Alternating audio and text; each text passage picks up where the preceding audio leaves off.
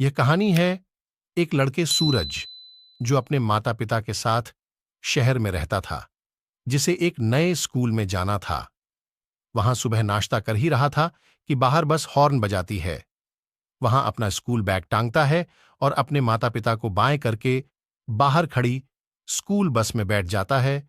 School bus चल पड़ती है। वह देखता है कि आगे की सीट खाली है। वहां जाकर बैठ जाता है। बस की आखिरी सीट पर एक लड़का बैठा जिसका नाम राहुल है। वह सूरज को देखकर चिल्लाते हुए बोलता है, रुको, वहां मत बैठो, यहां आ जाओ। सोच विचार करके राहुल के पास चला जाता है और जाकर उसके साथ बैठ जाता है। तब राहुल कहता है, तुम्हें पहले तो नहीं देखा इस बस में। अब सूरज कहता है, हां, आज मेरा स्कूल में पहला दिन है, लेकिन तुमने मुझे वहां बैठने से मना क्यों किया? तब राहुल कहता है, आज तुम्हारा पहला दिन है ना, अभी थोड़ी देर में तुम सब समझ जाओगे। थोड़ी देर बाद बस रुकती है और बस में राजेश चढ़ता है और वह वहीं सीट में जाकर बैठता है जिसमें सूरज बैठा था। राजेश के बस में आते ही सभी बच्चे घबरा जाते हैं और सूरज सभी बच्चों को घबराए हुए देख रहा था। तभी राजेश सामने बैठे दो बच्चों से पूछता है, अरे कैसे हो? तब दोनों बच्चे डरे हुए कहते हैं, ठीक है राजेश भाई, तुम कैसे हो? तब राजेश उनमें से एक के गाल को जोर से खींचते हुए कहता है, तुम्हारा भाई शेर है, उसे क्या होगा? ये सब सूरज और राहुल पीछे बैठकर देख रहे होते। तभी राहुल के बोलता है, इसीलिए तुम्हें मैं मना किया था वहां बैठने से। तब सूरज कहता है, थैंक यू दोस्त, तुमने मुझे बचा लिया, नहीं तो आज पहला दिन ही आखिरी दिन हो जाता। तभी राजेश दूसरे बच्चे से कहते हैं, चल रे, थोड़ा मेरी बाजुओं को दबा दें। वह बच्चा डर के मारे राजेश की बाजुओं को दबाने लगता है। तभी सूरज राहुल से कहता है, अगर यह सबको रोज ऐसे ही तंग करता है तो इसकी टीचर से शिकायत क्यों नहीं करते? इस पर राहुल कहता है, शिकायत की थी, लेकिन इस पर उसका कोई असर नहीं पड़ा, और जिसने इसकी शिकायत की थी उसे इसने इतना तंग किया, उसे मजबूरन स्कूल छोड़कर जाना पड़ा। सूरज खुद से कहता है, लगता है यह कुछ ज्यादा ही बिगड़ैल बच्चा है। उनकी स्कूल बस स्टैंड पहुंच जाती है। राहुल और सूरज दोनों अपनी अपनी कक्षाओं में चले जाते हैं। वह दोनों मन लगाकर पढ़ते हैं। उसके बाद उनकी छुट्टी हो जाती है। वह दोनों वापस उसी बस में बैठकर चला जाते हैं। सूरज अपने घर पहुंच जा।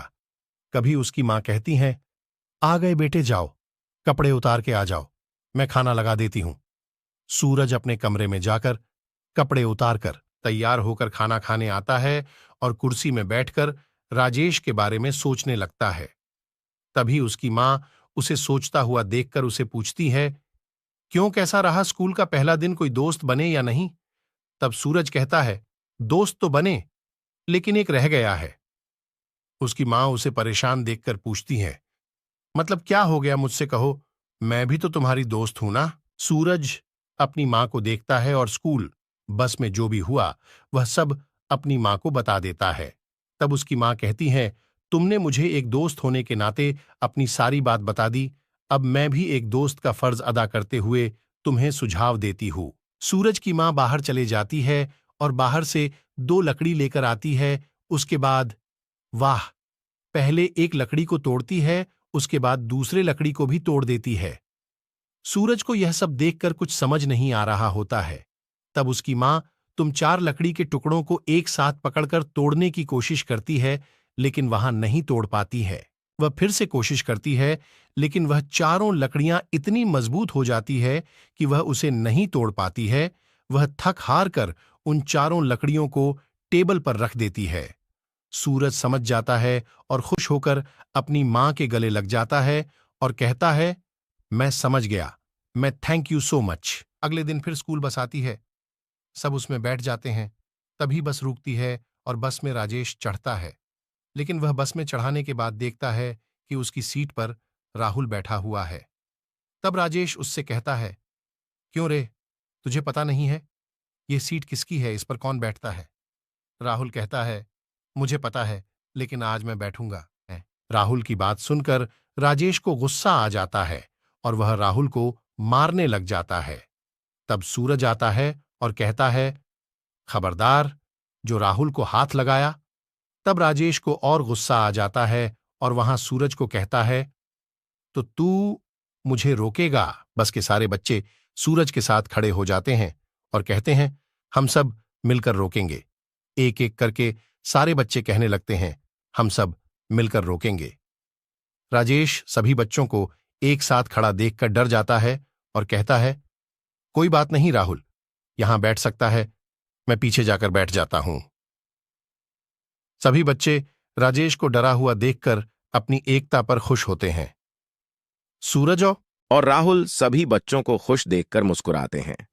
पहली बार हमारी कहानी पसंद आई तो चैनल को सब्सक्राइब करके बेल आइकन को जरूर और वीडियो को लाइक जरूर करो।